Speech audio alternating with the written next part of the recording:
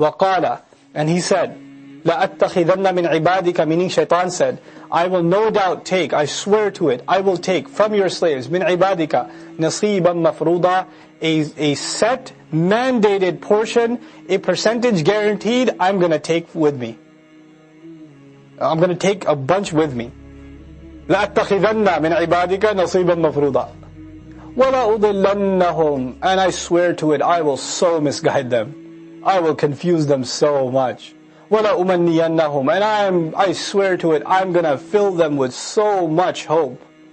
I am going to make them so deluded into thinking they're headed towards success.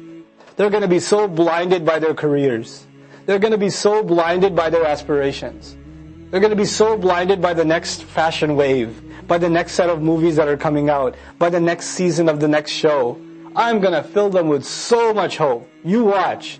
وَلَا آمُرَنَّهُمْ, and once I do that for them, then I'll be in a position to be commanding them. Then I'm going to start telling them what to do. I won't even suggest it anymore. Now they're at my fingertips. Then I will tell them what to do. Then what will they do? فَلْيُبَتِّكُنَّ آذَانَ الْأَنْعَامِ, then they will be cutting off the ears of cattle. In other words, I'll make them do weird, twisted, superstitious practices for good luck. Like the mushrikun used to cut off the ear of a cow and say, this one cannot be slaughtered, that one's dedicated to God. I'll make them make religions up. They'll do the stupidest things that don't make any sense, like cut off the ear of a cow. And you watch, that's the ultimate example of, I'm going to make you do something stupid, and you're just going to do it. Just cause you're now in my hands. وَلَا آمُرَنَّهُمْ, and I will continue to command them further. فَلَا يُغَيِّرُنَّ خَلْقَ اللَّهِ, then they will start altering the creation of Allah. They'll start getting weird tattoos and pierces and modify the shape of their noses, and they'll start, they'll start doing all kinds of things that I tell them to do. They'll put like skeletons on their face, skeleton tattoos on top of their faces, and all kinds of modifications. This is Allah, He guaranteed that He'll make sure we have, we alter the creations of Allah. فَلَا يُغَيِّرُنَّ خَلْقَ اللَّهِ. There's people that I saw a documentary about this. There's people who are obsessed with like vampires and stuff. They actually get surgery done on their teeth to make them fangs. And they get eye surgery done, not just lenses, eye surgery done, so the white of their eyes is permanently red. And like, all kinds of stuff. Right? Because they once they get into this stuff, Shaytan says, I own you. I'm going to make you do whatever I want. And I'll make you celebrate hell. I'll make you celebrate hell. I'll make you sing songs about hell. I'll make you sing Highway to Hell. I'll make you celebrate burning forever. I'll make you wear jackets that have a skeleton with a flame on top of it that reminds you where you're going to go. And I'll make you happy with it too.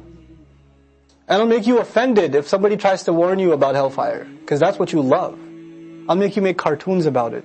I'll make movies out of it. Hellboy. Right? I'll make movies out of hell for you. This is what I'll do with you. That's the promise Shaitan made way back. We're seeing his promise fulfilled more today than ever before. More today than ever before. It's amazing how much that promise is being fulfilled. فَلَا يُغَيِّرُنَّ خَلْقَ اللَّهِ وَمَنْ, and now people have like gender change surgeries and weird things people are up to. All in the name of this.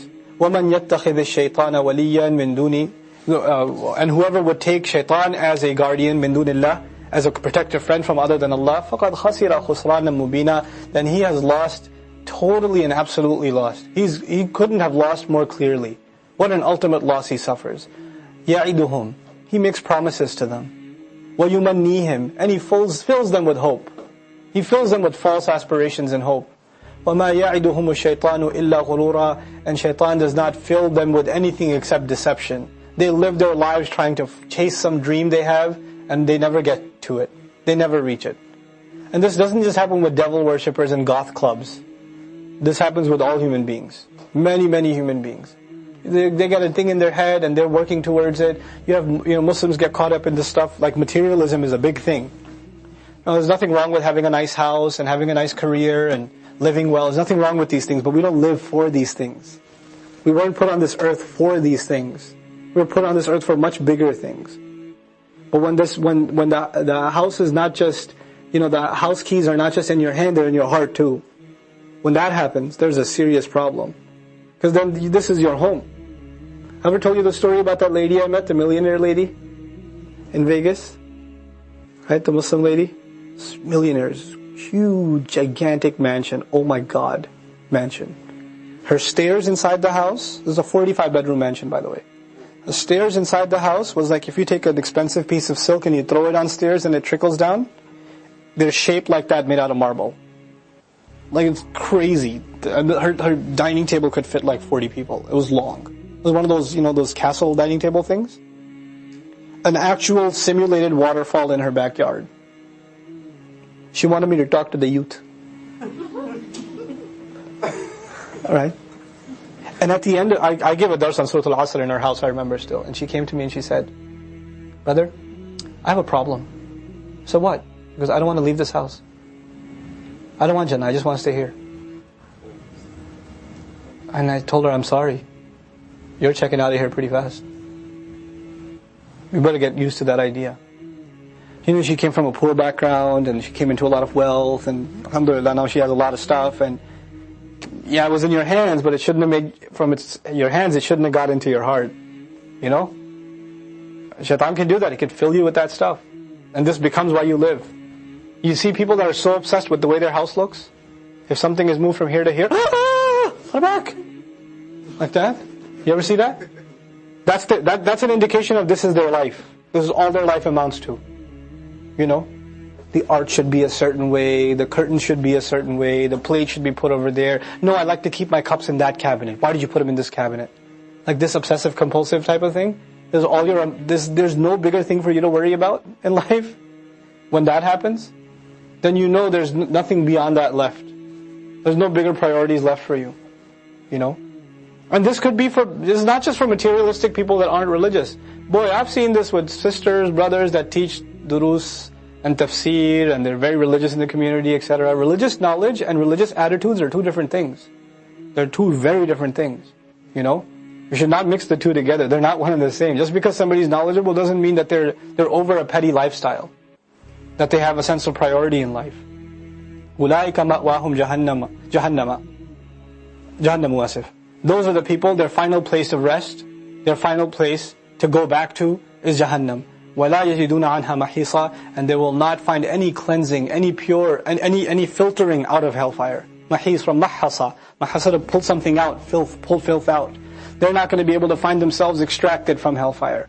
They're not going to find any kind of cleansing out of hellfire. May Allah Azza wa Jalla protect us from being people of the hellfire. وَالَّذِينَ آمَنُوا وَعَمِلُوا الصَّالِحَاتِ. And those who have believed and have engaged and acted good deeds, and they've enacted good deeds. سَنُدْخِلُهُمْ جَنَّاتٍ تَجْرِي مِنْ تَحْتِهَا الْأَنْهَارِ. Soon we will enter them into gardens, at the bottoms of which there are going to be rivers flowing right from underneath them. خَالِدِينَ فِيهَا.